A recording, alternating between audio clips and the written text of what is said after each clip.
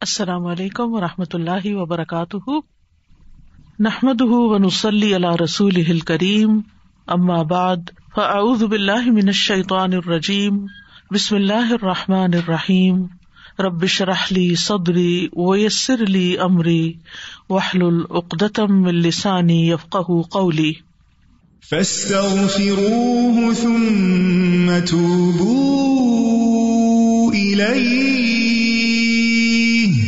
إن ربي قريب مجيب۔ اللهم ربنا لك الحمد ملء السماوات وملء الأرض وما بينهما وملء ما شئت من شيء بعد اہل الثناء والمجد لا مانع لما اعطیت ولا معطی لما منعت ولا ينفع ذا الجد منک الجد۔ اے اللہ، اے ہمارے رب، تیرے ہی لیے ہر قسم کی تعریف ہے جس سے کہ آسمان بھر جائیں، زمین بھر جائے اور جو کچھ ان دونوں کے درمیان ہے وہ سب بھی، اور اس کے بعد ہر وہ چیز جسے تو چاہے کہ وہ بھر جائے، یعنی تیری تعریف سے بھر جائے۔ اے وہ ذات جو تعریف اور بزرگی کے لائق ہے، جو تو عطا فرمائے اسے کوئی روکنے والا نہیں، اور جو تو روک دے اسے کوئی دینے والا نہیں، اور کسی صاحب حیثیت کو اس کی حیثیت تیرے ہاں کوئی فائدہ نہیں دے سکتی۔ اللہ سبحانہ تعالیٰ کی حمد و ثنا کے ساتھ دعا کا آغاز کرنا چاہیے، اور اللہ سبحانہ تعالیٰ کی کتنی حمد کرے؟ اتنی حمد کہ جس کو نہ گنا جا سکتا ہو اور نہ شمار کیا جا سکتا ہو۔ اللہ سبحانہ تعالیٰ ہی حمد کا، ثنا کا، تسبیح کا، تعریف کا، ذکر کا، بزرگی اور عظمت کا مستحق ہے۔ اور ثنا کا مطلب ہوتا ہے خوبصورتی کے ساتھ کسی کی تعریف کرنا، مدح کرنا، کسی کو خوبصورتی کے ساتھ متصف کرنا، اس کے اچھے اوصاف بیان کرنا۔ اور مجد کہتے ہیں عظمت اور انتہا درجے کا شرف۔ تو اللہ سبحانہ تعالیٰ جب کسی کو انعام دینے کا، کچھ عطیہ دینے کا ارادہ کر لیتا ہے تو اس کی مہربانی اور اس کے فضل اور اس کی رحمت کو کوئی روک نہیں سکتا، اور اگر وہ کسی سے اپنی نعمتیں روک لے تو پھر کوئی اور دے نہیں سکتا۔ ما یفتح اللہ للناس من رحمت فلا ممسک لہا وما یمسک فلا مرسل لہ من بعدہ۔ اللہ جو رحمت لوگوں کے لیے کھول دے تو اسے کوئی بند کرنے والا نہیں، اور جس کو وہ بند کر دے تو اس کے بعد اسے کوئی بھیجنے والا نہیں۔ تو اس سے کیا پتا چلتا ہے کہ ہر چیز کا مالک صرف ایک اکیلا اللہ ہی ہے، وہی سب کچھ کر سکتا ہے۔ لہٰذا اگر ہماری زندگی میں کوئی مشکل ہو، کوئی تکلیف ہو، کوئی پریشانی ہو تو ہمیں کس کی طرف رجوع کرنا چاہیے؟ سب سے پہلے کس کی یاد آنی چاہیے؟ سب سے پہلے کس کا ذکر کرنا چاہیے؟ ایک اللہ کا، کیونکہ سارے مسائل کا حل صرف اور صرف اسی کے پاس ہے۔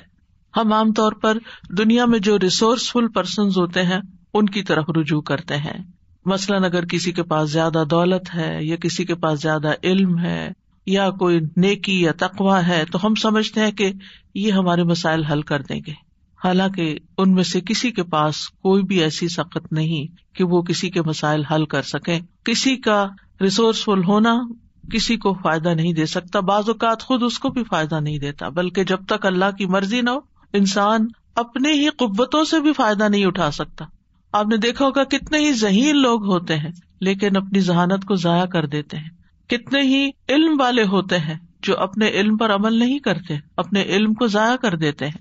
کتنے ہی دولت مند ایسے ہوتے ہیں کہ جو اپنی بیماریوں کی وجہ سے، اپنی تکلیفوں کی وجہ سے اپنی دولت سے کوئی فائدہ نہیں اٹھا سکتے، نہ وہ مرضی کا کھا سکتے ہیں، نہ مرضی کا پہن سکتے ہیں، اور نہ مرضی سے کہیں جا سکتے ہیں، حالانکہ بے شمار دولت ان کے پاس ہوتی ہے لیکن وہ اس سے فائدہ نہیں اٹھا سکتے، کیونکہ جب تک اللہ کی مرضی نہ ہو، جب تک اللہ کی رضا نہ ہو، اللہ کی طرف سے اذن نہ ہو تو کوئی کچھ بھی نہیں کر سکتا۔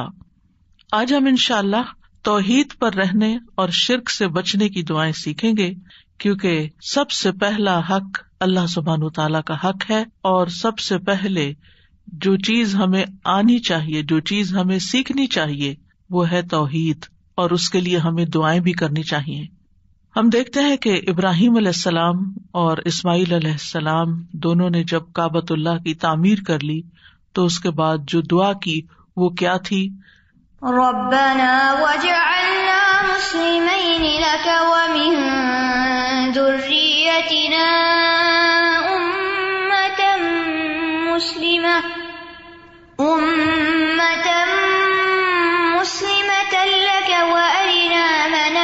برحمتنا وتب علينا إنك أنت التواب الرحيم۔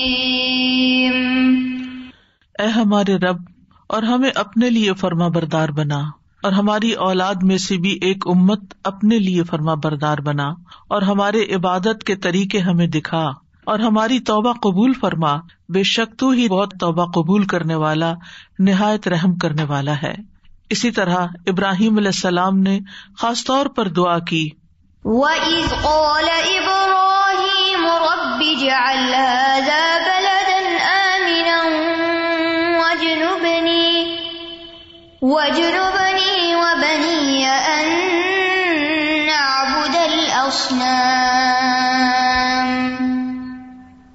کہ اے ہمارے رب اس شہر کو امن والا بنا دے، اور مجھے اور میرے بیٹوں کو اس سے بچا لے کہ ہم بتوں کی عبادت کریں۔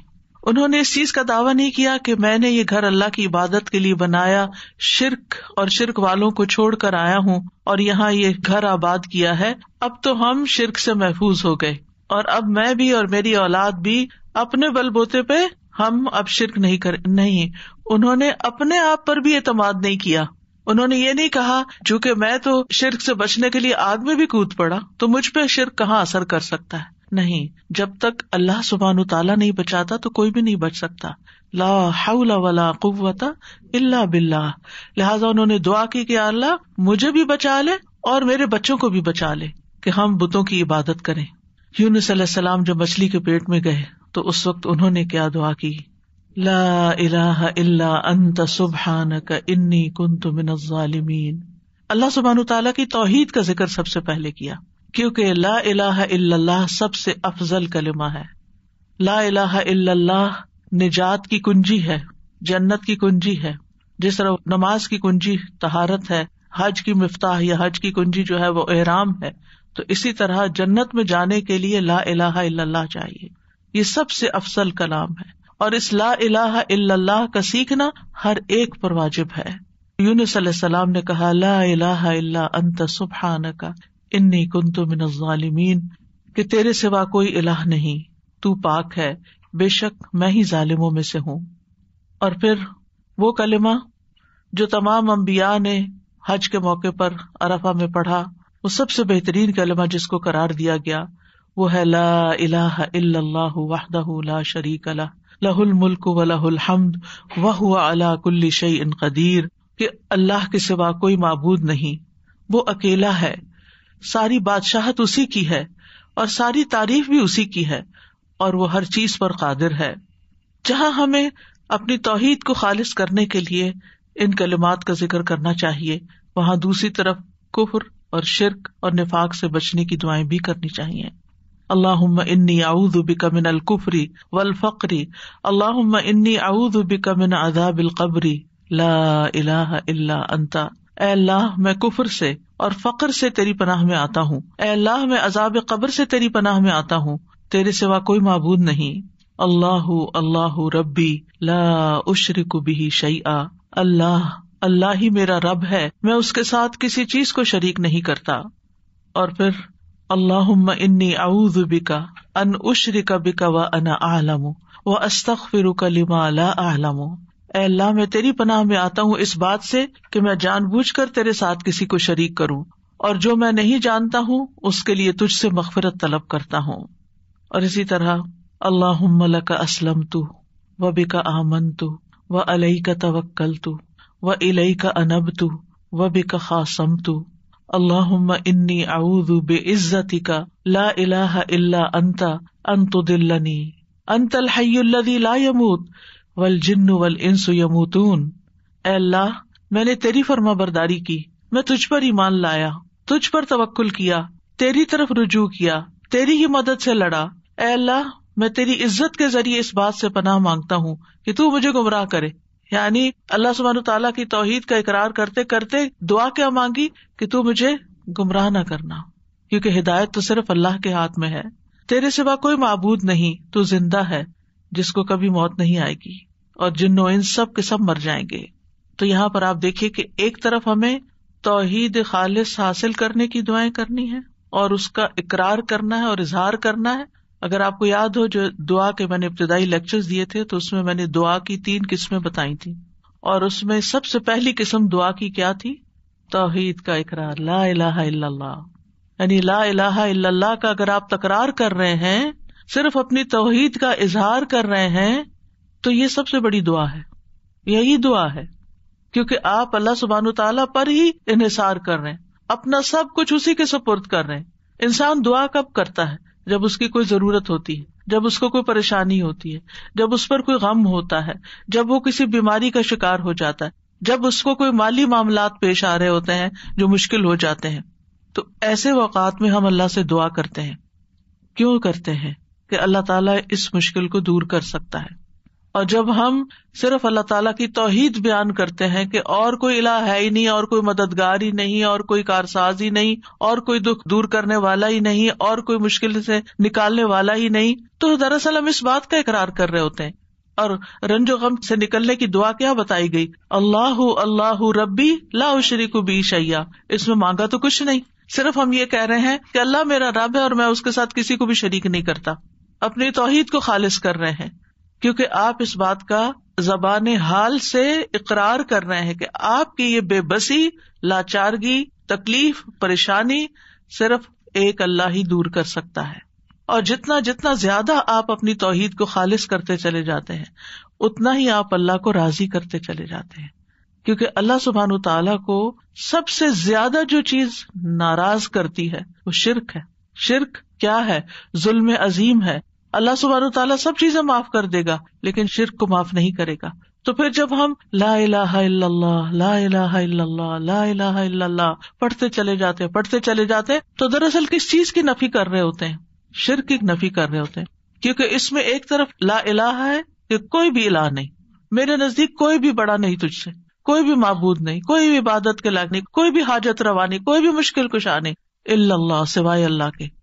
ہر خیر کی کنجیاں اللہ ہی کے پاس ہیں، میں اسی کی طرف رجوع کرتا ہوں، اسی سے مدد طلب کرتا ہوں، وہی میرا اصل مددگار ہے. اور جتنا زیادہ دل کے ساتھ آپ اس کلمے کو پڑھیں گے اور پکاریں گے، اور اپنی تکلیف میں آپ کچھ بھی نہیں کہتے سوائے اس کے کہ لا الہ الا اللہ، لا الہ الا اللہ، بیمار ہیں، دکھی ہیں، اور اس کے کہنے میں آپ دیکھیں اگر آپ کا منہ نہیں کھلتا تھا تب بھی آپ کی زبان اس کلمے کو ادا کر سکتی. یعنی آپ کو اسے بولنے کے لیے نہ اپنے ہونٹ ہلانے پڑتے، نہ اپنے حلق کو تکلیف دینی پڑتی، کچھ بھی نہیں. لا الہ الا اللہ، لا الہ الا اللہ. اور آپ دیکھیں اگر آپ پریشان ہو، دکھ میں ہو، غم میں ہو، مسائل میں گھرے ہوئے ہو، اور آپ کو کچھ سمجھ نہ آ رہی ہو، تو بس صرف اتنا پڑھنا شروع کر دیں، لا الہ الا اللہ، اور شرک سے بیزاری کا اظہار شروع کر دیں. تو آپ دیکھیں گے کہ جو ہی آپ اپنی توحید کو خالص کریں گے آپ کے مسائل حل ہونا شروع ہو جائیں گے. کیونکہ آپ نے اپنا پورا توکل، اپنا بھروسہ، اپنا اعتماد اللہ پہ ظاہر کر دیا، اپنے سارے معاملات اللہ کے سپرد کر دیے. وہ سیدھا کرنے والا ہے. ہم سمجھتے ہیں کہ ہم مسائل کو حل کر سکتے ہیں، ہم الجھے ہوئے دھاگے سلجھا سکتے ہیں، نہیں، صرف اللہ ہی کر سکتا ہے. اور اس کے لیے علم ہونا بھی ضروری ہے، اس پر ایمان اور اعتماد ہونا بھی ضروری ہے، اس پر یقین ہونا ضروری ہے، اور اس کا پھر زبان سے اظہار اور اقرار بھی ضروری ہے. تو توحید یہی ہے کہ انسان اپنی صرف زبان سے نہیں، اپنے حال سے بھی صرف ایک اللہ کا اقرار کرے. اللہ سبحانہ وتعالیٰ نے ہمیں پیدا ہی اس لیے کیا ہے، وما خلقت الجن والانس الا لیعبدون، کہ میں نے جنوں انسانوں کو نہیں پیدا کیا مگر اس لیے کہ وہ میری عبادت کریں، یعنی اللہ کے بن جائیں. یعنی سب سے زیادہ محبت بھی اس سے کریں، سب سے زیادہ تعظیم بھی اسی کی، سب سے زیادہ حق اسی کا، ہر چیز پر اسی کو ترجیح دینے والے ہوں. رسول اللہ صلی اللہ علیہ وسلم نے فرمایا، ایمان کی 70 یا 60 سے اوپر کچھ شاخیں ہیں جن میں سب سے افضل لا الہ الا اللہ کہنا ہے. اور جب لا الہ الا اللہ انسان کہتا ہے تو ہر چیز کی نفی کر دیتا ہے، چاہے وہ انسان ہو، چاہے وہ جن ہو، چاہے وہ فرشتے ہوں، چاہے وہ حیوانات ہوں، چاہے وہ نباتات ہوں، چاہے وہ پہاڑ اور جمادات ہوں، کوئی بھی، سب کی نفی. ان میں سے کوئی ایک بھی معبود نہیں. کیونکہ جن قوموں نے شرک کیا انہوں نے کبھی انسانوں کو اپنا الہ بنا لیا، جیسے فرعون نے کہا تھا انا ربکم الاعلی، میں تمہارا سب سے بڑا رب ہوں. یہ تکبر کی انتہا ہے. تو لوگوں نے اس کو کیا مانا ہوا تھا؟ وہ کہتا کیا تم میرے علاوہ کسی الہ کو جانتے ہو؟ میں ہی تمہارا الہ ہوں. تو لوگوں نے بھی اس کو الہ مان لیا. تو بہت سے جو قوموں نے شرک کیا انہوں نے انسانوں کو واقعی اپنا معبود بنا لیا اور ان کے آگے وہ جھکے بھی. بدھا کو کیا سمجھتے ہیں لوگ, عیسیٰ علیہ السلام کو کیا بنا لیا, اللہ کے بیٹے کے علاوہ الہ بھی بنا دیا. تو نیک لوگوں کو لوگوں نے اپنا الہ بنا لیا. مسلمانوں کے اندر بھی آپ دیکھیں کہ کسی درجے میں بزرگوں کی, نیک لوگوں کی, تقوی والوں کی ایک خاص ایسی عقیدت ہوتی ہے جو انہیں نعوذ باللہ اللہ کے مقام یا اس کے برابر کر دیتی ہے کہ یہی ہمارے سب کچھ ہے, یہی ہمیں سب کچھ دیں گے, انہی کی وجہ سے ہی سب کچھ ہے. یہی تو شرک ہے. اللہ سبحانہ وتعالیٰ کو کسی کی ضرورت ہے؟ کسی کی بھی ضرورت نہیں ہے. کوئی ساری زندگی بھی سجدے میں پڑا رہے تو اللہ کا حق ادا نہیں کر سکتا, ایک نعمت کا حق ادا نہیں کر سکتا. کہاں یہ کہ وہ یہ سمجھے کہ میں چھوٹی موٹی ٹوٹی پوٹی عبادت کر کے کچھ بن گیا ہوں اور اب لوگوں کے مسائل کا حل میرے ہاتھ میں ہے. کسی کے ہاتھ میں نہیں ہے. تو صرف اور صرف ایک اللہ ہی ہے جو سب کچھ کرتا ہے. پھر آپ دیکھیں اہل عرب نے فرشتوں کو اللہ کی بیٹیاں بنا کے ان کی پوجا شروع کر دی تھی, ان کے بت بنا کے رکھ لیے تھے اور وہ سمجھتے تھے کہ یہ ہماری مشکلات آسان کرتی ہیں اور یہ ہمارے فائدے کی ہیں. وہ ان کے نام کی نظر نیاز کرتے, ان کے نام کے چڑھاوے چڑھاتے, ان کے نام پہ جانور ذبح کرتے, بہت کچھ ان کی طرف سے کرتے. تو لا الہ الا اللہ, کوئی فرشتے بھی نہیں. پھر لوگوں نے جنوں کو بھی الہ بنا لیا. سورۃ الجن میں اس کا ذکر ملتا ہے کہ وہ ان سے ڈرتے تھے, ان سے خوف کھاتے تھے, اور جب سفر کرتے اور رات کو کہیں پڑاؤ کرنا ہوتا, کسی وادی میں ٹھہرتے تو کہتے ہم اس وادی کے جن کی پناہ طلب کرتے ہیں کہ وہ ہمیں ہر طرح کے شر سے بچائے, یعنی یہاں جو کیڑے مکوڑے ہیں یا اور کوئی دشمن ہے ان سب کے شر سے ہمیں یہ جنوں کا سردار بچا لے. نعوذ باللہ, یہ بھی بہت بڑا شرک ہے. پھر اسی طرح کچھ لوگوں نے پتھروں کے بت بنا لیے, ان کو پوجتے, کچھ نے درختوں کو بت بنا لیے. اور اب تو آپ دیکھیے کہ کروڑوں کی تعداد میں ہے جس چیز سے انسان ڈرے, آگ سے ڈرے, پانی سے ڈرے, ان سب چیزوں کو اپنا الہ بنا لیا. اسلام ایک واحد ایسا دین ہے کہ جس میں سب سے زیادہ جس چیز کی امپورٹنس ہے اور جس کے بغیر کوئی مسلمان ہی نہیں ہوتا, وہ ہے یہ کلمہ لا الہ الا اللہ, کہ ہم ہر ایک کی نفی کرتے ہیں, سب کو نگیٹ کرتے ہیں اور صرف اللہ سبحانہ تعالیٰ کو ہی اپنا الہ اور معبود سمجھتے ہیں. اور پھر توحید کا جو لفظ ہے یہ وحد یوحد سے ہے, جس کا معنی ہوتا ہے کسی چیز کو ایک بنانا. اسی سے اللہ تعالیٰ کی صفات ہیں الواحد الاحد. اور پھر اللہ تعالیٰ کو ایک ماننا اس کی ذات میں, اس کی صفات میں, یعنی اس کی ذات میں بھی کوئی شریک نہیں اور اس کی صفات میں بھی کوئی شریک نہیں, اس کی الوہیت میں یعنی اس کے الہ ہونے میں, اس کی ربوبیت میں رب ہونے میں, اس کے تمام اسماء و صفات میں وہ یکتا ہے. لیس کمثلہ شیء, کوئی چیز اس جیسی نہیں. وہو السمیع البصیر. امام ابن قیم توحید کی تعریف یوں بیان کرتے ہیں, توحید صرف بندے کے اس اقرار کو نہیں کہتے کہ اللہ کے سوا کوئی خالق نہیں, اور یہ کہ اللہ ہر چیز کا رب اور اس کا بادشاہ ہے, جیسا کہ بتوں کی پرستش کرنے والے اس کا اقرار کرتے ہیں لیکن پھر بھی وہ مشرک ہیں. یعنی اللہ کو ایک ماننا اس معنی میں کہ وہی خالق ہے, وہی مالک اور رب ہے, بادشاہ ہے, لیکن ساتھ یہ دیویاں بھی ہیں, تو یہ بھی شرک ہو جاتا ہے. یعنی کچھ لوگ اللہ تعالیٰ کی کچھ صفات میں اس کو ایک مانتے ہیں اور باقی میں دوسروں کو بھی شریک کر دیتے ہیں. وہ کہتے ہیں, اور بڑی خوبصورت تعریف ہے یہ توحید کی اور ہمیں سمجھنی چاہیے اچھی طرح, کہ توحید اللہ کی محبت, اس کے سامنے جھک جانے, اس کے دروازے پر عاجزی اور انکساری کرنے, اس کی اطاعت میں کمال فرما برداری کرنے, اس کی عبادت میں کمال اخلاص اختیار کرنے, اور اپنے تمام اقوال اور افعال میں اس کے بلند چہرے اور رضا کا ارادہ کرنے پر مشتمل ہے. اسی کے لیے روک لینے, اسی کے لیے عطا کرنے, اسی کے لیے محبت کرنے اور اسی کے لیے نفرت کرنے پر مشتمل ہے. یہ ہے توحید. یعنی توحید میں صرف اتنا کافی نہیں کہ ہم کہیں کہ ہم پتھروں کے بتوں کو یا انسان اور جنات اور ان کو نہیں مانتے, بلکہ اس کے ساتھ ساتھ یعنی محبت بھی سب سے بڑھ کر اللہ سے, والذین آمنوا اشد حبا للہ. سجدہ بھی صرف اسی کے لیے, کسی اور کے لیے نہیں, کسی اور کے آگے نہیں جھکنا. عاجزی اور انکساری کی انتہا صرف اسی کے لیے. اطاعت میں کمال فرما برداری اسی کی. عبادت میں اخلاص اسی کے لیے. اور پھر ہم جو باتیں کریں, اقوال افعال, ہمارے جو بھی کام ہے صرف اللہ کو راضی اور خوش کرنے کے لیے کریں. اس کا مقصد یہ نہ ہو کہ لوگ ہم سے خوش ہو جائیں, لوگ ہم سے راضی ہو جائیں تاکہ وہ ہمیں کچھ فائدے پہنچا سکیں. یعنی لوگوں کی خوشامد کرنا, لوگوں کی تعریف اس لیے کرنا تاکہ ان سے ہمیں کچھ بینیفٹس مل جائیں. نہیں. جب کسی کو یہ پتا چلتا ہے کہ کوئی اس کی تعریف کسی مقصد کے لیے کر رہا ہے تو کیسا لگتا ہے؟ یعنی آپ اپنے آپ کو رکھ کے دیکھیں, اگر آپ کو یہ پتا چلے کہ سامنے والا کسی مقصد مطلب کے لیے میری تعریف کر رہا ہے تو آپ کو وہ تعریف کیسے لگے گی؟ گھن آئے گی, بہت بری لگے گی, بیزار ہوں گے آپ اس سے. اس لیے ہمارے دین نے ہمیں اس سے بھی روکا ہے کہ لوگوں کی تعریف یا لوگوں کے ساتھ خیر خواہی یا اچھا اخلاق, ایون جو اسمائل کرنا ہے, یہ سب چیزیں بھی اللہ کے لیے کرو. اس لیے نہیں کرو کہ آپ کو ان سے کوئی فائدہ مل جائے. یعنی وہ بہت سے طریقے بتائے ہوئے ہوتے ہیں نا کہ آپ یہ اور یہ کام کریں تو پھر آپ کو لوگوں کی محبت حاصل ہو جائے گی. محبت تو اللہ ڈالتا ہے دلوں میں. آپ 100 چیزیں کر لیں, نہیں محبت کسی کی لے سکتے. آپ محبت خرید نہیں سکتے. آپ جتنی چاہے کسی کی خدمت کر لیں, جتنی چاہیں کسی کی چاکری کر لیں, لیکن آپ اس کی محبت نہیں لے سکتے جب تک کہ اللہ آپ کے لیے اس کے دل میں محبت نہ ڈالے.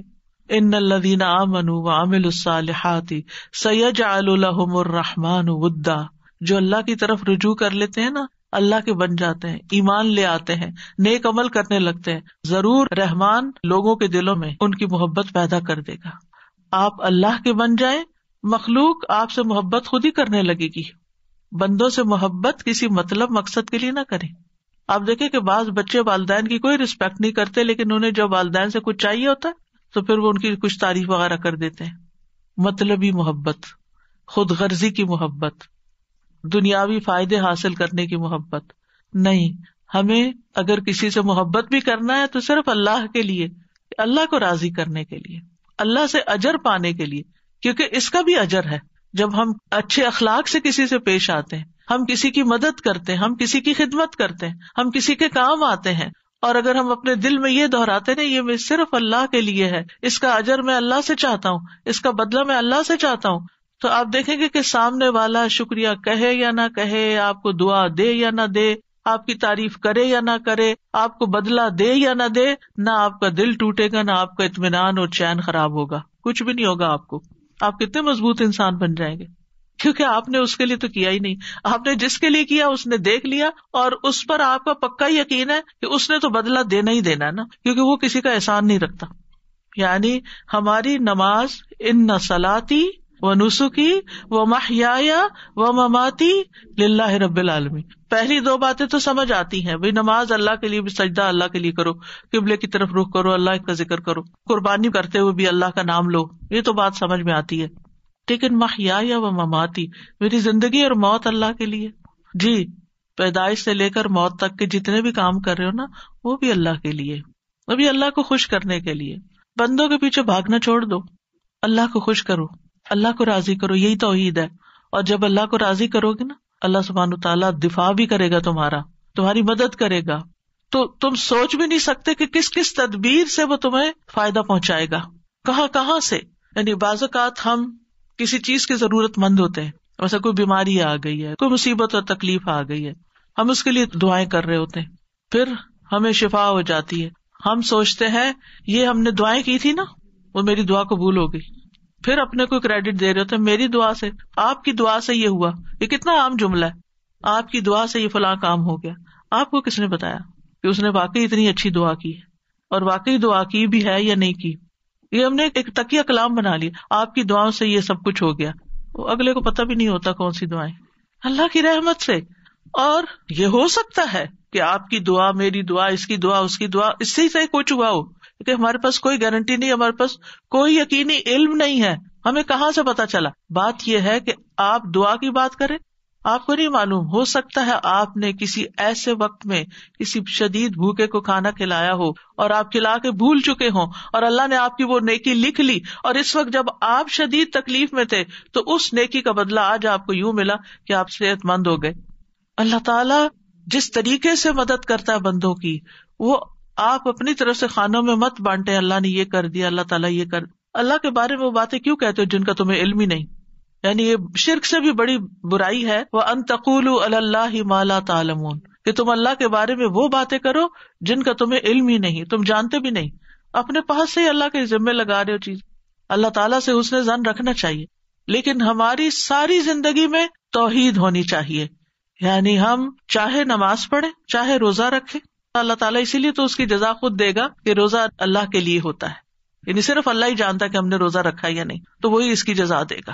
اسی طرح وَأَتِمُّ الْحَجَّ وَالْعُمْرَةَ لِلَّهِ، حج اور عمرہ بھی صرف اللہ کے لیے کرو، اور باقی محیایا و مماتی میں سب کچھ کور ہو جاتا ہے. بندوں کی خدمت، بندوں کے ساتھ حسن سلوک، ان کے برے رویے کے باوجود ان کے ساتھ احسان کا معاملہ کرنا، یہ آپ ایسے تھوڑی کر سکتے ہیں. کتنے ہی لوگ ہیں جو کسی کو معاف نہیں کر سکتے. اللہ اکبر، ایسے سنگ دل ہوتے ہیں. ٹھیک ہے لوگوں کی بڑی بڑی زیادتیاں ہوتی ہیں، لیکن اسوہ حسنہ کیا کہتا ہے؟ نبی صلی اللہ علیہ وسلم کی سنت کیا کہتی ہے؟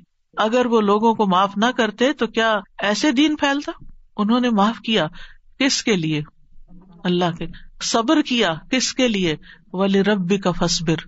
جب ہم کہتے ہیں نا صبر نہیں ہوتا، نہیں، اگر آپ اللہ کی خاطر کریں گے تو صبر بھی ہو جائے گا، اللہ کی خاطر کریں گے تو شکر بھی ہو جائے گا، اللہ کی خاطر کریں گے ہر بڑے سے بڑا، مشکل سے مشکل کام اللہ کے لیے آپ کر سکتے ہیں، کیونکہ آپ کہتے ہیں میں اللہ کے لیے کر رہا ہوں. ہم بندوں کے سامنے اسٹبن ہو جاتے ہیں، ضدی ہو جاتے ہیں، ان کے ساتھ مقابلے پہ اتر آتے ہیں کیونکہ انہوں نے ہمارے ساتھ یہ کیا تو ہم ان کو ایسے مزہ چکھائیں گے، یہ ساری چیزیں. لیکن اللہ سبحانہ وتعالیٰ کے ساتھ ہمارا معاملہ عاجزی اور انکساری کا، ہم اللہ کی خاطر ٹوٹ سکتے ہیں. اللہ کی خاطر اگر ہماری کوئی عزت نہیں کرتا تو ہم اس کو برداشت کر سکتے ہیں، کیونکہ عزت تو ساری ساری اللہ کے لیے ہے. تو عزو من تشاء و تذل من تشاء، تو جسے چاہتا ہے عزت دیتا ہے، تو جسے چاہتا ہے ذلت دیتا ہے. بیدک الخیر انک علی کل شیء قدیر. تو اس لیے چھوٹے سے چھوٹا کام ہو، کسی سے سلام کرنا، ہاتھ ملانا، اسمائل کرنا، گلے لگانا، کسی کی کو مدد کرنا، خدمت کرنا، کسی کے کام آنا، کسی کو کوئی مشورہ دینا، کسی کا غم بانٹ لینا، کسی وحشت زدہ دل کو انس فراہم کرنا، کسی کے سوال کا جواب دے دینا، کسی کو کوئی مشورہ دے کے اس کی مدد کر دینا، کسی کی کو مالی مدد کر دینا، کسی کو کھلا دینا، پلا دینا، کچھ بھی ہو صرف اللہ کے لیے. محیایا و مماتی، شروع سے لے کے آخر صرف اللہ کے لیے.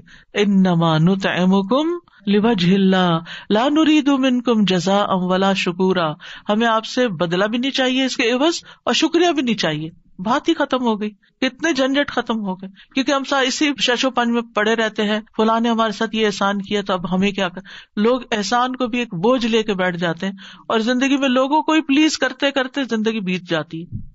اگر ہر شخص کے اندر یہ توحید آ جائے، یہ اخلاص آ جائے کہ جو کرنا ہے اللہ کے لیے کرنا ہے، اور اس کا صلہ اور اس کا بدلہ اور اس کا اجر اللہ سے توقع رکھنی ہے، تو آپ جب اللہ کے لیے سب کچھ کریں گے تو آپ کے نیک اعمال میں تیزی آ جائے گی، کیونکہ آپ بہت سارے بوجھ سے نکل جائیں گے. اللہ تعالیٰ سے کنیکشن ہو جائے گا، آپ کو پرواہ نہیں رہے گی لوگوں کی کہ لوگ آپ سے خوش ہیں یا ناراض ہیں. آپ نہیں ناراض کریں گے ان کو، لیکن اگر آپ کے احسان کے باوجود وہ ماننے کو ہی نہیں تیار، معاملہ اللہ پہ چھوڑ دینا. اچھا، بعض اوقات یہ ہوتا ہے ہم سمجھتے ہیں اس کا معاملہ میرے ساتھ ہے، یہ میری وجہ سے ایسے ہو رہا ہے، میری کوئی غلطی ہے تو اس کا موڈ آف ہے، یا یہ میری وجہ سے یہ سب خرابی کر رہا ہے. آپ کو نہیں پتا اللہ نے اس کو کسی اور طرح سزا دی ہوئی ہے کہ وہ اپنے ٹارچر سے نہیں نکل پاتا، کہ کسی کو معاف نہیں کر سکتا یا نارمل انسان کی طرح زندگی نہیں بسر کر سکتا. وہ پتہ نہیں اپنے کس گناہ میں پکڑا ہوا ہے، اور آپ سارا کچھ اپنے اوپر لیے رہ رہے ہیں. آپ کیوں اپنے اوپر لے رہے ہیں سارا بوجھ؟ آپ اللہ کی طرف رجوع کریں، اللہ کی طرف منہ پھیر لیں، اس کی طرف توجہ کر لیں، اور لوگوں کو سمجھانے کے بعد ان کے حال پر چھوڑ دیں. وہ جانے اور ان کا رب جانے وہ کیا کرتے ہیں اور کیا نہیں. آپ رسپانسبل نہیں. اگر آپ نے کسی کا دل نہیں دکھایا، آپ نے کسی کے ساتھ ظلم اور زیادتی نہیں کی، آپ نے اپنے فرائض پورے کر دیے، آپ نے اپنی ذمہ داریاں نبھا دی، پھر اس کے بعد کوئی اس کو ایکنالج کرتا ہے یا نہیں، ایکسپٹ کرتا ہے یا نہیں، اس کی پرواہ نہیں ہونی چاہیے. اس سے اوپر اٹھ جانا چاہیے. جتنا اس سے باہر نکلیں گے نا، اتنی توحید خالص ہوگی. توحید جو ہے یہ غموں سے نجات دلانے والی ہے، مشکلات سے بچانے والی ہے. تو توحید کا مطلب یہ نہیں کہ اللہ کو صرف خالق و مالک سمجھ کر بس چھوڑ دیا جائے، وہ خالق ہے وہ مالک نہیں. زندگی کے ہر لمحے میں اللہ کے ساتھ تعلق، ہر چیز اللہ کے لیے، ساری فرما برداری اسی کی، ہر قول ہر فعل اس کی رضا کی خاطر، اسی کے لیے روک لینا، کیونکہ بعض اوقات روکنا بھی پڑتا ہے کسی چیز کو، اور اسی کے لیے دینا کسی کو، اسی کے لیے محبت اور اسی کے لیے نفرت. توحید کے جو کچھ اور نام رکھے گئے ہیں نا، کتابوں میں ملتے ہیں، اس لیے ان کی تھوڑی سی وضاحت کر دیتی ہوں کہ ذرا مشکل ٹرمز ہوتی ہیں تو مطلب کیا ہے ان کا. ایک ہوتی ہے توحید الوہیت. الوہیت کا لفظ الہ سے نکلا ہے. اس کا مطلب یہ ہوتا ہے کہ اللہ کی ایسی عبادت کی جائے جس میں محبت اور تعظیم ہو. ولہ کا مطلب ہوتا ہے یعنی کسی سے محبت کرنا نا، تو محبت اور تعظیم کے ساتھ عبادت کی جائے. اس کا نام توحید عبودیت بھی رکھا گیا ہے کہ وہ انسان ان چیزوں کو ادا کر کے اللہ کی عبادت کرتا ہے جس کا اللہ نے حکم دیا ہے، اور ان چیزوں سے بچنے کے ساتھ اللہ کی عبادت کرتا ہے جن سے اللہ نے منع کیا ہے. اسی طرح توحید طلب، توحید ارادہ بھی اس کا نام رکھا گیا ہے. توحید قصد، قصد کا مطلب ہوتا ہے ارادہ، کیونکہ بندہ صرف اللہ سبحانہ تعالیٰ کے چہرے کو ہی چاہتا ہے، اسی کا قصد کرتا ہے، دین کو اللہ کے لیے خالص کرتے ہوئے اس کی عبادت کرتا ہے. تو ایک ہے توحید الوہیت، دوسری ہے توحید ربوبیت. یہ ماننا کہ اللہ ہی خالق، مالک، مدبر ہے، رازق ہے، زندہ کرنے والا ہے، موت دینے والا ہے، یہ سارے معنی اس میں آ جاتے ہیں. اور تیسری ہے توحید اسماء و صفات، کہ جس میں اللہ تعالیٰ کے نام اور اللہ تعالیٰ کی صفات میں کسی اور کو اس کا شریک نہ کرنا. یاد رکھیے تمام انبیاء کی بنیادی دعوت توحید ہی رہی ہے. سورۃ الاعراف کو اگر پڑھیں تو اس میں آپ دیکھیں نوح علیہ السلام کا ذکر آتا ہے، حضرت ہود کا ذکر آتا ہے، حضرت صالح کا ذکر آتا ہے، حضرت شعیب کا ذکر آتا ہے. سب کا ذکر کرنے کے بعد ایک ہی عبارت آتی ہے، فقال یا قوم اعبدوا اللہ ما لکم من الہ غیرہ، یا قوم اعبدوا اللہ ما لکم من الہ غیرہ، یا قوم اعبدوا اللہ ما لکم من الہ غیرہ، یا قوم اعبدوا اللہ ما لکم من الہ غیرہ. ہر پیغمبر نے آ کے ایک ہی جملہ دہرایا کہ لوگوں اللہ کی عبادت کرو جس کے سوا تمہارا کوئی الہ نہیں، تمہارا کوئی معبود نہیں. نبی صلی اللہ علیہ وسلم نے اپنی تبلیغ کا آغاز کس سے کیا تھا؟ لا الہ الا اللہ سے کیا تھا. یا ایھا الناس قولوا لا الہ الا اللہ تفلحوا، اے لوگو لا الہ الا اللہ کہو فلاح پا جاؤ گے. لا الہ الا اللہ دراصل انسان کو ہر چیز کی غلامی سے، سلیوری سے نجات دلا کے صرف اللہ کا بناتا ہے. یعنی جب آپ بندوں سے خوف کھاتے رہتے ہیں نا تو آپ بندوں کے غلام ہوتے ہیں. جب آپ کسی بندے سے اتنی محبت کرتے ہیں جیسے اللہ سے کرنی چاہیے تو آپ اس کے غلام بن جاتے ہیں. اس کی خوشی میں آپ کی خوشی ہے، اس کی ناراضگی میں آپ کی ناراضگی ہے. یہ غلامی نہیں تو اور کیا ہے. تو توحید جو ہے یہ انسان کو غلامی سے نجات دیتی ہے، لوگوں کے بوجھ اور لوگوں کی جو آپ کے اوپر دباؤ ہے اس سے نجات دیتی ہے آپ کو. کیونکہ کوئی آپ کو ڈراتا ہے کہ اگر آپ نے یہ کیا تو آپ کو گھر سے نکال دیں گے، کوئی آپ کو ڈراتا ہے اگر آپ نے یہ کیا تو جاب سے نکال دیں گے، کوئی ڈراتا ہے کہ اگر آپ نے یہ کیا تو آپ کا سودا یہ پڑا کا پڑا رہ جائے گا، ہم خریدیں گے ہی نہیں. مختلف طرح کی دھمکیاں. جب انسان یہ سمجھتا ہے میرا رازق تو اللہ ہے. ہم نے دیکھا ہوگا کہ بعض خواتین ایسی ہوتی ہیں کہ جو ایک ٹاکسک ریلیشن شپ میں ہوتی، صبح شام کا ٹارچر ہوتا ہے ان کی زندگی میں. ایک تو نارمل ریلیشن شپ ہوتا ہے نا، ایک دن اچھا گزرا، دوسرے دن تھوڑا کام خراب ہو گیا، ایک دن خوش ہے ایک دن ناخوش. یہ دن اور رات تو ہر ازدواجی زندگی میں آتے ہیں. یہ ہو ہی نہیں سکتا کہ آپ ہر روز خوش ہی ہوں، اور یہ بھی نہیں ہوتا کہ ہر وقت پریشانی ہو. لیکن کچھ ریلیشن شپ ایسے ہو جاتے ہیں کہ جن میں خوشی نام کی کوئی چیز ہی نہیں ہوتی. اچھا اس ریلیشن شپ سے چھٹکارا کیوں نہیں حاصل کرتے؟ کہ پھر کہاں جائیں گے؟ آپ سورۃ الطلاق پڑھ کے دیکھیے اللہ تعالیٰ کیا حال بتاتے ہیں. سیجعل اللہ بعد عسر یسرا، اللہ تنگی کے بعد آسانی بھی پیدا کر دے گا. لیکن کیوں اپنے آپ کو قتل کرتے ہو؟ کیوں اپنے آپ کو یعنی مصیبت میں ڈالا ہوا ہے؟ تو بہت سی چیزیں ایسی ہوتی ہیں ہماری زندگی میں جن میں ہم صرف اس ڈر سے کہ اگر یہاں سے میری جاب گئی تو بس میں گیا، اتنی اچھی جاب شاید مجھے کہیں نہ ملے، اس لیے میں نماز پڑھنے کی بھی اجازت نہیں مانگتا، جمعہ بھی نہیں پڑھتا کیونکہ یہ بہت میری پسند کی جاب ہے. نہیں، آپ کو اپنے رب کے پاس بھی واپس جانا ہے اور وہاں پہلا سوال نمازی کا ہونا ہے. تو اس لیے آپ کو وہ بھی سوچ کے رکھنا ہے رازق کون ہے. آپ کا امپلائر نہیں ہے، اللہ رازق ہے. اللہ کی زمین وسیع ہے. کیا جب آپ پیدا ہوئے تھے تو آپ کو پتا تھا کہ آپ کینیڈا میں آ کے یہاں کا پانی پیئیں گے اور یہاں کا رزق کھائیں گے؟ کس نے آپ کی قسمت میں یہ لکھا ہوا تھا؟ اللہ نے لکھا ہوا تھا. ٹھیک ہے اسباب انسان اختیار کرتا ہے لیکن اصل تو پلاننگ اللہ کی ہوتی ہے کہ کس کو کہاں سے رزق دینا ہے، کیونکہ یہ ذمہ اس نے لیا ہوا ہے اپنے اوپر. لیکن ہم انہی چیزوں کے اندر پریشان رہتے ہیں. ٹھیک ہے پریشانی اپنی جگہ ہوتی ہے، میں نہیں کہتی کہ پریشانی نہیں ہوتی یا بالکل پریشان نہیں ہونا چاہیے، یہ بھی اللہ کی طرف سے ایک انسان کے اوپر کیفیت آتی ہے. لیکن مقصد یہ ہے کہ انسان کسی بھی دنیاوی نقصان سے بچنے کے لیے اللہ کی عبادت اور اللہ کے ساتھ تعلق کو قربان نہ کرے. اپنی عبادت اور اپنی اطاعت اور اپنی فرما برداری اور اپنے خلوص اور اپنی وفاداری کا ثبوت دے کہ اللہ تو ہی میرا سب کچھ ہے. اسلام کی پہلی بنیاد ہی توحید ہے. اگر توحید نہیں کسی نے لا الہ الا اللہ نہیں پڑھا، وہ نماز بھی پڑھا، وہ روزے بھی رکھے. آپ نے دیکھا ہوگا کچھ نان مسلم اپنے کولیگز کے ساتھ مل کے ان کو خوش کرنے کے لیے وہ بھی روزے رکھنے لگ جاتے ہیں. آپ کو تو پورے روزے کا ثواب مل گیا، لیکن ان کو کچھ بھی نہیں ملا اس بھوک پیاس سے، کیونکہ وہ اللہ کے لیے نہیں تھا، وہ فرینڈ کے لیے تھا. تو ان کو بتانا چاہیے کہ یہ اللہ کے لیے کر لو، صرف ایک اللہ کے لیے لا الہ الا اللہ پڑھ لو. کتنا زبردست موقع ہے یہ دعویٰ دینے کا. یعنی اس وقت رمضان کا مہینہ بابرکت مہینہ ہونے کے اعتبار سے ایک ایسی فضا پیش کرتا ہے. کل ہی مجھے کسی نے میسج کیا کہ ان کی بچی پبلک اسکول میں پڑھتی ہے، ابھی شاید گریڈ 1 میں ہے، اور انہوں نے جا کے تو کلاس میں سارے بچوں کو بتایا کہ ہمارا دین کیا ہے اور ہم روزے کیوں رکھتے ہیں، اور مریم گھر میں کیا کرتی ہے، اور وہ پریئر میٹ لے کر گئے اور کدھر منہ کر کے نماز پڑھتے ہیں اور نماز میں کیا کہتے ہیں. اور اس بہانے ساری کی ساری توحید کی اور ساری دین کی پوری دعوت پیش کر دی انہوں نے کہ ہمارا دین کیا ہے. اب باقی تو دل میں اللہ ہی ڈالتا ہے نا، لیکن ایک ماں اگر اپنے گریڈ 1 کے بچے کے لیے اسکول میں جا کر اس کے کلاس والے اس کو یہ ساری چیز بتا سکتی ہے کہ ہم کون ہیں اور کیا کرتے ہیں، تو میرے خیال ہے ہر ماں بتا سکتی ہے. لیکن پھر اس کے لیے سیکھنا پڑتا ہے نا، اس کے لیے کریج بھی چاہیے، اس کے لیے یہ شوق بھی چاہیے، اس کے لیے اللہ سے محبت چاہیے کہ اللہ تو میرا رب، میں چاہتی ہوں کہ سب تجھے ہی رب مانے، اور اس کے لیے وہ ہر طریقہ اختیار کرتا ہے.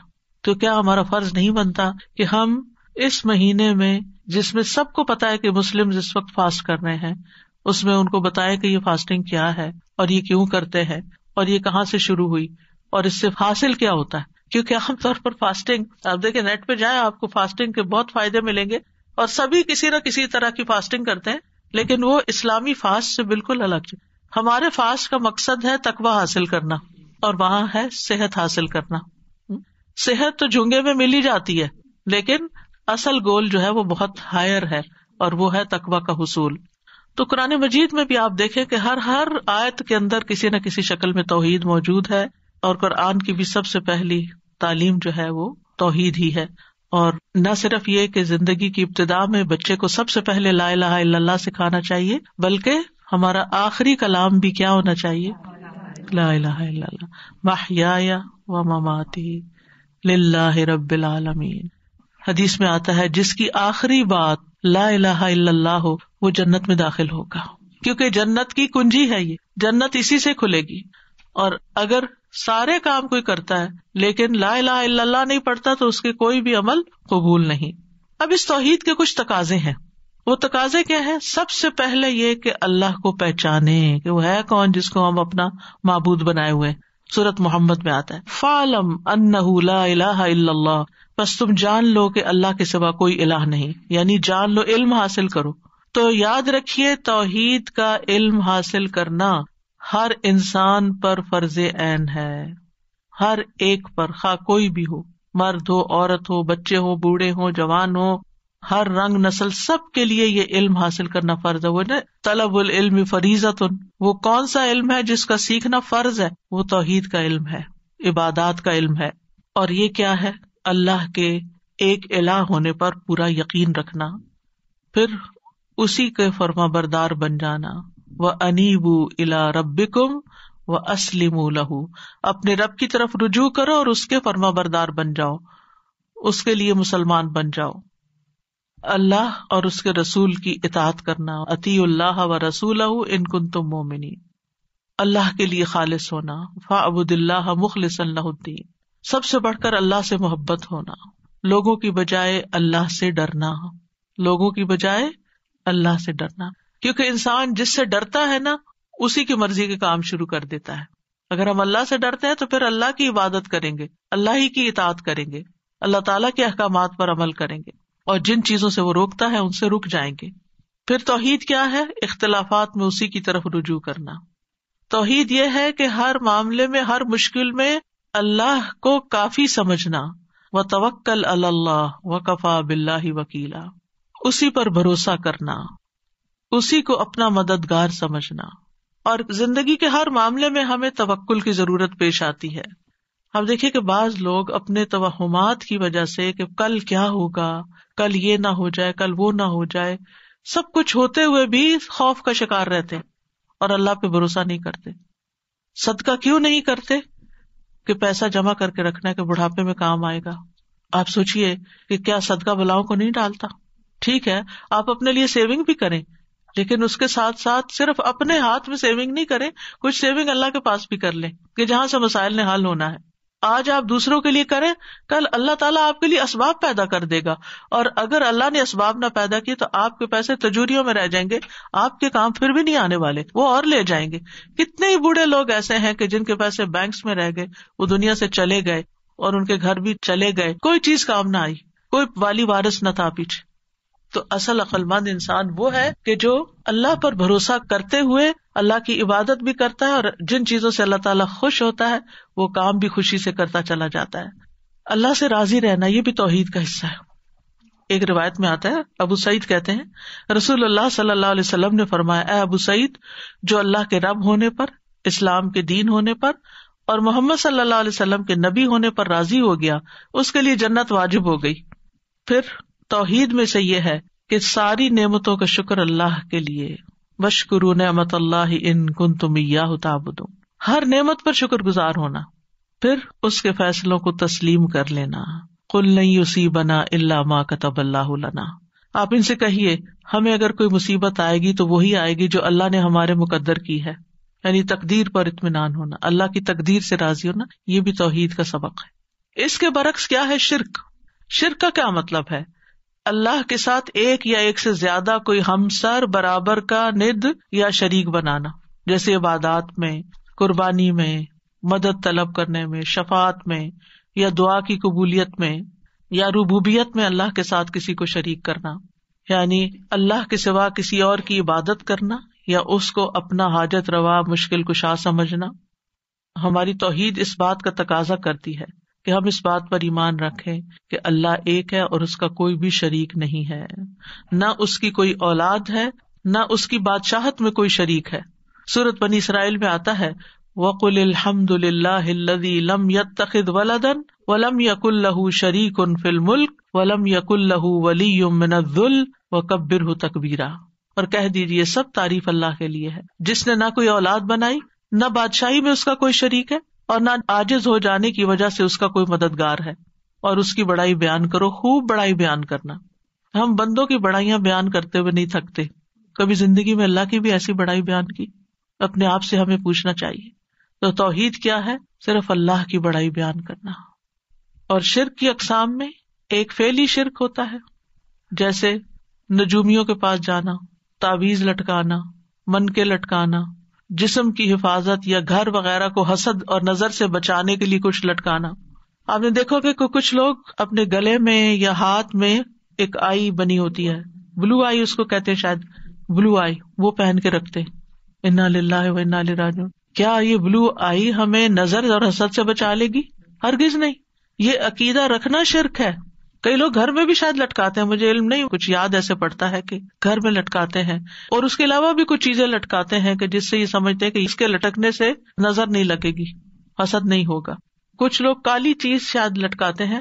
یہاں تو میں نے نہیں دیکھا, لیکن پاکستان میں گاڑیوں کے پیچھے کسی نے میری توجہ دلائی کہ آپ نے یہ گاڑی کے پیچھے لٹکتے ہوئے دیکھا. میں نے کہا لوگوں نے ڈیکوریشن وغیرہ کوئی کی ہوئی ہے اپنی, جیسے عورتیں پیچھے پراندہ لٹکاتی ہیں, تو ہو سکتا ہے کہ یہ بھی کوئی فیشن ہو, رواج ہو. مجھے تو پتہ ہی نہیں تھا. تو انہوں نے بتایا کہ نہیں, یہ اس لیے لٹکاتے ہیں کہ نظر نہ لگے. کچھ لوگ بچوں کو تل لگا دیتے ہیں, کالا تل, اس لیے کہ نظر نہ لگے, کیونکہ وہ آتا نا حدیث میں کہ شرک جو ہے سیاہ رات میں سیاہ پتھر پر سیاہ چیونٹی سے بھی زیادہ خفیہ ہے. پتہ ہی نہیں چلتا کہاں سے داخل ہو جاتا ہے, ہمیں علم ہی نہیں ہوتا. اب آپ سوچئے کہ وہ تل کہاں سے بچائے گا, کتنی حماقت کی بات ہے. لیکن میرا خیال ہے اتنی اکثریت میں یہ چیز ہے, میری بہت دفعہ اپنے آس پاس بھی یہ چیز دیکھی, اور میں سمجھتی تھی خوبصورتی کے لیے لگاتے ہیں. منکے پہنتے ہیں, ہاتھوں میں کڑے پہنتے ہیں, دھاگے لٹکاتے ہیں, انگوٹھیاں کچھ ایسی پہنتے ہیں کہ جن کے بارے میں یہ تصور ہوتا ہے کہ سلیمانی انگوٹھی ہے شاید, بازو پہ کچھ باندھتے ہیں. تو یہ ساری چیزیں کیا ہیں؟ یہ من گھڑت عقیدے ہیں, خود سے ہی گڑھ لیا ہم نے, توہمات ہیں, سپرسٹیشنز ہیں, ان کی کوئی حقیقت نہیں ہے, اور اس کے پیچھے ہم اپنا دین ایمان خراب کر رہے ہیں. تو ہمیں یہ جاننے اور سیکھنے کی ضرورت ہے کہ یہ شرکیہ افعال ہیں. پھر لوگ شادی بیاہ کا مسئلہ ہو تو نجومیوں کے پاس چلے جاتے ہیں, بابا جی کے پاس چلے جاتے ہیں کہ آپ بتائیں کہ یہ رشتہ کامیاب ہوگا یا نہیں. اللہ نے آپ کو نہیں عقل دی کہ آپ خود بھی سوچیں کہ آپ کے بچے کا مزاج کیا ہے, دوسرے کا کیا ہے, کچھ کمپیٹیبلٹی ہے یا نہیں ہے, اور سب سے بڑی بنیاد تو دین ہی ہے. پھر اسی طرح کچھ لوگ اپنی حاجتیں اور مقصد پورا کرنے کے لیے قبروں پہ جاتے ہیں، قبروں پہ ہاتھ پھیرتے ہیں، ان کا طواف کرتے ہیں، ان کو چومتے ہیں جا کے وہ در و دیوار کو، کچھ وہاں جا کے سجدہ بھی کر دیتے ہیں، یہ بھی شرک ہے۔ پھر اسی طرح کچھ قولی شرک ہوتے ہیں، یعنی کہ زبان سے شرکیہ الفاظ، یعنی غیر اللہ کی قسم کھانا، تمہارے سر کی قسم، تمہارے باپ کی قسم، کعبہ کی قسم، زندگی کی قسم، تمہارے والدین کی قسم، یہ بھی شرکیہ الفاظ ہیں۔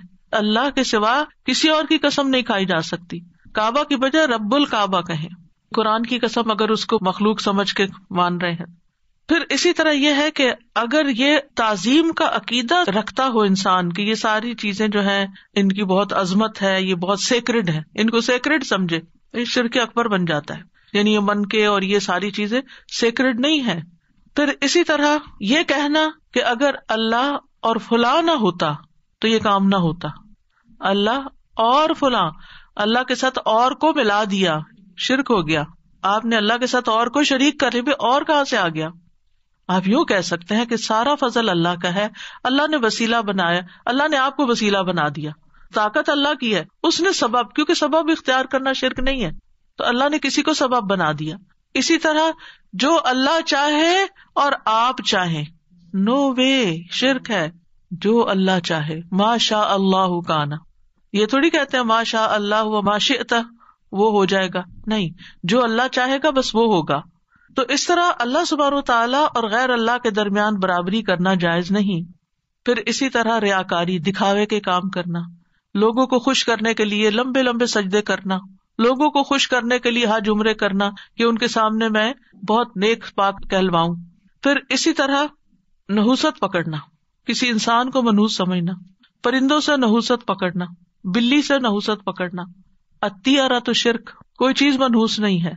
نحوست انسان کے اپنے گلے میں لٹکی ہوئی اپنے گناہوں کی نحوست ہوتی ہے، نفع نقصان صرف اور صرف اللہ ہی کے ہاتھ میں ہے۔ پھر اسی طرح توحید کے اپوزٹ کفر بھی ہے، یعنی توحید کا انکار کر دینا، چاہے آپ اللہ کا انکار کر دیں یا اللہ سبحانہ تعالیٰ نے جن چیزوں پر ایمان لانے کو کہا ہے، کیونکہ کفر عدم ایمان کو کہتے ہیں، ایمان کا نہ ہونا کفر ہے۔ میں نہیں مانتا اللہ کو۔ آج آپ دیکھیں کہ خود مسلمانوں کے اندر کتنے ہی ایسے لوگ پیدا ہو گئے ہیں، یا بچوں میں سے یا پھر ماحول کے اثر سے، کہ نو مور بلیف، یہ کفر ہے، یعنی کسی کو بھی نہ ماننا، اللہ کو بھی نہ ماننا اور کسی کو بھی نہ، جیسے ایتھیسٹ ہوتے ہیں۔ تو ایمان کی ضد کفر ہے، تقوی کی ضد بھی کفر ہے۔ وسیق الذین کفروا الی جہنم زمرا وسیق الذین اتقوا الی الجنۃ زمرا۔ اسی طرح شکر گزاری کا اپوزٹ بھی کفر ہے، اور وہ ناشکری کے معنوں میں ہے۔ احسان کی ضد بھی کفر ہے، نیک عمل کی ضد بھی کفر ہے، یعنی اس کا 5واں میننگ ہے، یعنی کئی معنی ہیں کفر کے۔ اور کفر کی 2 بڑی اقسام ہیں، ایک کفر اکبر ہے اور ایک کفر اصغر ہے، بڑا کفر اور چھوٹا کفر۔ کفر اکبر وہ ہے جو انسان کو ملت سے خارج کر دیتا ہے، وہ مسلم امہ سے ہی نہیں رہتا، اور کفر اصغر وہ ہے جو انسان کو ملت سے خارج نہیں کرتا۔ کفر اکبر میں انکار اور جھٹلانا آتا ہے، حق سے روگردانی، نفاق یعنی اوپر سے اسلام کا اظہار اور اندر سے انکار، شکوک و شبہات کہ پتہ نہیں اللہ ہے بھی کہ نہیں اور ہم ایسے ہی مان رہے ہیں، پتہ نہیں مرنے کے بعد کوئی جنت دوزخ ہے بھی یا نہیں، یہ شکوک و شبہات ہوتے ہیں، یہ بھی کفر کی طرف لے جاتے ہیں۔ اور دوسری قسم کا کفر کفر اصغر کہلاتا ہے، جو عملی کفر ہوتا ہے، یعنی زبان سے کہہ دینا لیکن عمل میں کوئی ایسی چیز نہ رکھنا، اللہ کے احکام نہ ماننا، نماز کا انکار، روزے کا انکار، حج کا انکار، ان سب چیزوں کا انکار۔ تو یاد رکھیے کہ جو لوگ اللہ کی توحید کا اقرار کرتے ہیں ان کے لیے خوشخبریاں ہیں، اور اگر قرآن کھول کر دیکھیں جو اس کا انکار کرتے ہیں ان کے لیے وعیدیں ہیں۔ جو لوگ توحید اختیار کرتے ہیں اللہ تعالیٰ ان کا مددگار ہو جاتا ہے، اللہ ان کو سیدھے رستے کی طرف ہدایت دیتا ہے۔ وَإِنَّ اللَّهَ لَهَادِ الَّذِينَ آمَنُوا إِلَىٰ صِرَاطٍ مُسْتَقِيمٍ، انہیں روشنی مل جاتی ہے۔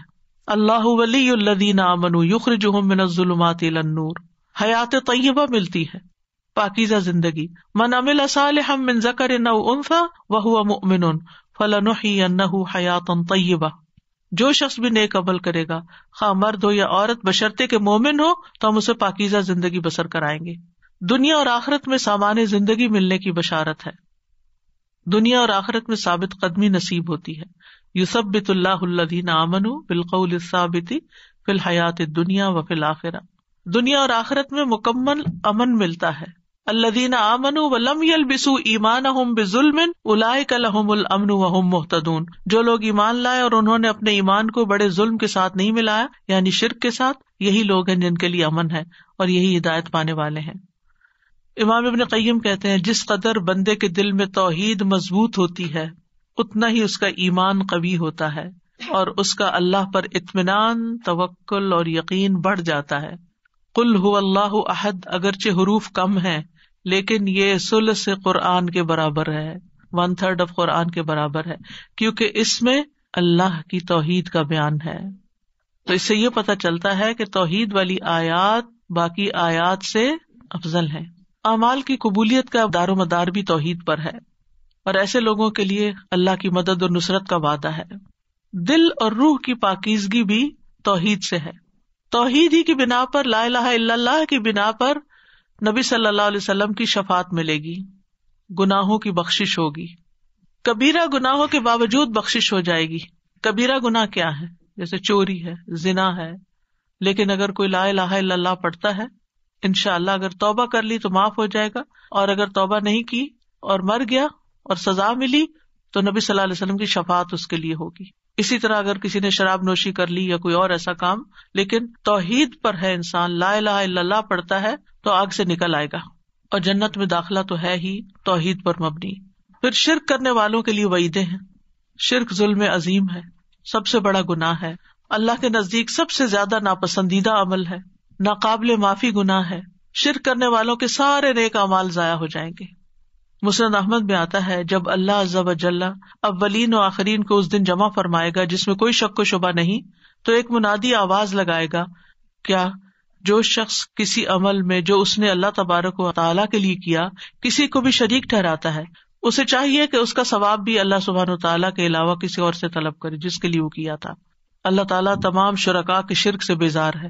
یعنی اگر ہم اپنے نیک اعمال کو اللہ کے لیے نہیں کرتے، بندوں سے اجر پانے کے لیے اور بندوں کو خوش کرنے کے لیے کرتے ہیں، تو ان کا بھی قیامت کے دن کوئی اجر نہیں ہوگا. کیا کہا جائے گا؟ جن کو خوش کرنے کے لیے کیا تھا انہی سے جا کر اجر لو. پھر یہ کہ مشرک کے لیے جنت حرام ہے، اس کا ٹھکانہ ہمیشہ کے لیے جہنم ہے. تو اس لیے بہت ضروری ہے کہ توحید کو جاننے کے ساتھ ساتھ شرک کو بھی جانا جائے، کفر کو بھی جانا جائے، اور پھر توحید کے حصول کے لیے دعائیں کی جائیں کہ اللہ ہمیں توحید خالص عطا فرما، اور اس کا اظہار کیا جائے، کثرت سے لا الہ الا اللہ پڑھا جائے، کیونکہ افضل الذکر ہے لا الہ الا اللہ. اس کا بھی ایک کارڈ موجود ہے. لا الہ الا اللہ کے جتنے بھی فائدے اور ثواب ہیں وہ سب اس میں لکھے ہوئے ہیں، اردو انگلش دونوں میں موجود ہے. آن لائن بھی آرڈر کر سکتے ہیں اگر کسی کو باہر سے منگوانا ہے. پھر آپ دیکھیے کہ لا الہ الا انت سبحانک انی کنت من الظالمین، یہ کلمہ توحید تھا جس کی وجہ سے اللہ تعالیٰ نے حضرت یونس علیہ السلام کو مچھلی کے پیٹ سے نکال دیا اور ان کی توبہ قبول کر لی. اور جو بھی یہ دعا پڑھے اللہ تعالیٰ اس کو بھی غم سے نکالے گا.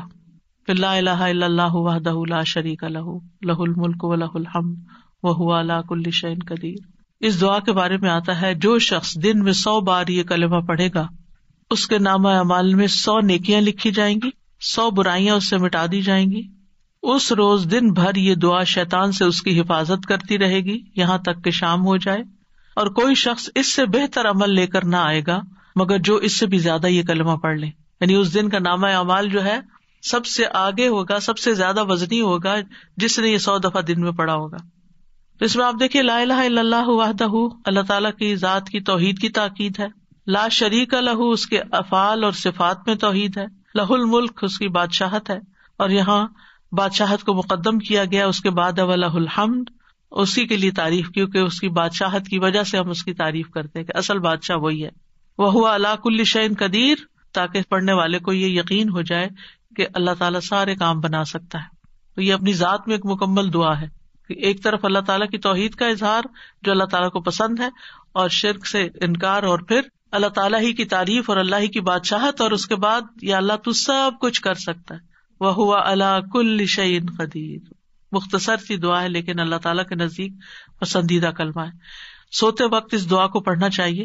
اگر آپ سوتے وقت کے اذکار، ایک کتاب بھی ہے اور ایپ بھی ہے، اگر اس وقت روز پڑھیں تو حدیث میں آتا ہے جس نے اپنے بستر کی طرف آتے ہوئے یہ کہا لا الہ الا اللہ وحدہ لا شریک لہ لہ الملک ولہ الحمد وہو علی کل شیء قدیر لا حول ولا قوۃ الا باللہ العلی العظیم سبحان اللہ والحمد للہ ولا الہ الا اللہ واللہ اکبر. اس کے لیے اس کے گناہ یا اس کی خطائیں بخش دی جائیں گی اگرچہ وہ سمندر کی جھاگ کے برابر کیوں نہ ہو. دن بھر انسان بے شمار جانے انجانے میں بہت کچھ غلط کرتا رہتا ہے، تو ان سب چیزوں کی معافی بھی ہو جائے گی رات کو سوتے وقت. پھر رات کو اگر آنکھ کھل جائے تو پھر اس وقت تھوڑی سی تبدیلی کے ساتھ الحمد للہ و سبحان اللہ ولا الہ الا اللہ واللہ اکبر ولا حول ولا قوۃ الا باللہ پڑھ کر اللہم اغفر لی پڑھے. شروع میں وہی لا الہ الا اللہ وحدہ ہوگا. اگر یہ پڑھ کے انسان دعا کرے تو دعا قبول ہو جاتی ہے. پھر صبح شام 10 مرتبہ یہ کلمہ پڑھنے کے لیے کہا گیا. آپ دیکھیے کتنی دفعہ توحید کا اقرار ہو جائے گا. حدیث میں آتا ہے کہ صبح شام جس نے فجر کی نماز کے بعد 10 مرتبہ یہ کلمہ پڑھا، اللہ عز و جل اس کے لیے 10 نیکیاں لکھے گا، 10 برائیاں معاف کر دے گا، اس کے 10 درجے بلند کرے گا. اور ان کلمات کا ثواب اسماعیل علیہ السلام کی اولاد میں سے 2 غلام آزاد کرنے کے برابر ہوگا. 10 منٹ بھی نہیں لگتے، بہت تھوڑا ٹائم لگتا ہے، 10 دفعہ پڑھا جاتا ہے. اور اگر شام کو بھی اسی طرح پڑھے گا تو یہی اجر و ثواب ملے گا. یعنی مغرب کی نماز کے بعد پڑھ لیں. مغرب کی نماز کے بعد جو پڑھنے والا ہے اس میں تھوڑے سے الفاظ کا فرق ہے. لا الہ الا اللہ وحدہ لا شریک لہ لہ الملک ولہ الحمد یحیی و یمیت وہو علی کل شیء قدیر. حدیث میں آتا ہے جو شخص مغرب کے بعد 10 مرتبہ اس کو پڑھے گا اللہ تعالیٰ اس کی حفاظت کے لیے اسلحہ بردار فرشتے مقرر کر دیں گے جو صبح تک اس کی شیطان سے حفاظت کریں گے. کتنی خوبصورت دعا ہے. پھر اسی طرح بازار میں داخل ہوتے وقت اگر کوئی پڑھتا ہے لا الہ الا اللہ وحدہ لا شریک لہ لہ الملک ولہ الحمد یحیی و یمیت وہو حی لا یموت بیدہ الخیر وہو علی کل شیء قدیر، تو اللہ تعالیٰ اس کے لیے 10 لاکھ نیکیاں لکھتا ہے، 10 لاکھ گناہ معاف کرتا ہے اور اس کے لیے جنت میں گھر تعمیر کرتا ہے. کیا وجہ کہ بازار میں اس کو پڑھنے کا اتنا کیوں ثواب ہے؟ کیونکہ بازار میں اور رونقیں بہت ہوتی ہیں، اللہ کا ذکر بھول جاتا ہے. جو وہاں بھی اللہ کو یاد رکھے تو اس کے لیے پھر بہت بڑا اجر و ثواب ہے. عرفہ کے دن نبی صلی اللہ علیہ وسلم نے فرمایا بہترین دعا وہ ہے جو عرفات کے دن مانگی جائے. بہترین دعا وہ ہے جو عرفات کے دن مانگی جائے. اور میرا اور پچھلے تمام انبیاء کا بہترین قول یہ ہے لا الہ الا اللہ وحدہ لا شریک لہ لہ الملک ولہ الحمد وہو علی کل شیء قدیر. اسی طرح یہ کلمہ اللہم انی اسألک بانی اشہد انک انت اللہ لا الہ الا انت الاحد الصمد الذی لم یلد ولم یولد ولم یکن لہ کفوا احد. اس کلمے کو پڑھنے کے بعد بھی یا اس دعا کو پڑھنے کے بعد بھی جو دعا کی جاتی ہے وہ دعا قبول ہو جاتی ہے. تو اللہ تعالیٰ سے دعا ہے کہ اللہ سبحانہ وتعالی ہمیں ایمان کی محبت عطا کرے. اللہم حبب الینا الایمان وزینہ فی قلوبنا وکرہ الینا الکفر والفسوق والعصیان واجعلنا من الراشدین. اللہم توفنا مسلمین واحینا مسلمین والحقنا بالصالحین غیر خزایا ولا مفتونین. اللہم زیننا بزینۃ الایمان اللہم زیننا بزینۃ الایمان اللہم زیننا بزینۃ الایمان واجعلنا ھداۃ مہتدین واجعلنا ھداۃ مہتدین. اللہم انی اسألک ایمانا لا یرتد ونعیما لا ینفد ومرافقۃ محمد صلی اللہ علیہ وسلم فی اعلی جنت الخلد. اے اللہ میں تجھ سے ایسے ایمان کا سوال کرتا ہوں جو مضبوط اور قوی ہو اور اس میں کوئی شک اور تردد نہ ہو، اور مجھے تو مرتد ہونے سے محفوظ رکھ کہ کہیں میں کفر کی طرف نہ پھر جاؤں. اور یہ ایمان کا حصول اور توحید کا حصول جو ہے یہی افضل اعمال میں سے ہے. اللہم انی اعوذ بک من الکفر والفقر واللہم انی اعوذ بک من عذاب القبر لا الہ الا انت. اللہ اللہ ربی لا اشرک بہ شیئا اللہ اللہ ربی لا اشرک بہ شیئا اللہ اللہ ربی لا اشرک بہ شیئا. چھوٹی سی دعا ہے، یاد کرنے میں کوئی مشکل نہیں. اگر آپ کسی بھی غم، کسی بھی تکلیف، کسی بھی پریشانی کا شکار ہے تو سارے کام چھوڑ کے بیٹھ جائیے اور توجہ کے ساتھ یہ دعا پڑھنا شروع کر دیں. اللہ سبحانہ وتعالی مشکل آسان کر دے گا. شرط ہے توجہ کے ساتھ پڑھنا. اللہم انی اعوذ بک من ان اشرک بک وانا اعلم واستغفرک لما لا اعلم. اے اللہ میں تیری پناہ چاہتا ہوں اس بات سے کہ میں جان بوجھ کر تیرے ساتھ کسی کو شریک کروں اور جو میں نہیں جانتا ہوں اس کے لیے تجھ سے مغفرت کا طالب ہوں. یعنی جو شرک میں نے بھولے میں کر لیا یا اللہ تو اس کو معاف کر دے، کیونکہ شرک کا گناہ جو ہے معافی مانگے بغیر معاف نہیں ہوتا. اللہم لک اسلمت وبک آمنت وعلیک توکلت والیک انبت وبک خاصمت. اللہم انی اعوذ بعزتک لا الہ الا انت ان تضلنی انت الحی الذی لا یموت والجن والانس یموتون. اے اللہ میں تجھ پر اسلام لایا، تجھ پر ایمان لایا، تجھ پر توکل کیا، تیری طرف رجوع کیا، تیری ہی مدد سے لڑا. اے اللہ میں تیری عزت کے ذریعے اس بات سے پناہ مانگتا ہوں کہ تو مجھے گمراہ کر دے، تیرے سوا کوئی معبود نہیں، تو زندہ ہے جسے موت نہیں، اور جن و انس سب کے سب مر جائیں گے. تو بہرحال خلاصہ یہی ہے کہ توحید کے علم کو جانیں، توحید پر خاتمے کی دعا کریں، ہر صورت میں شرک سے بچیں، چاہے خفی شرک ہو چاہے ظاہری شرک ہو. اپنی عبادات میں کسی کو اللہ کا شریک نہ بنائیں اور اپنے معاملات اللہ تعالیٰ کے سپرد کر دیں. وآخر دعوانا ان الحمد للہ رب العالمین. سبحانک اللہم وبحمدک اشہد ان لا الہ الا انت استغفرک واتوب الیک. السلام علیکم ورحمۃ اللہ وبرکاتہ.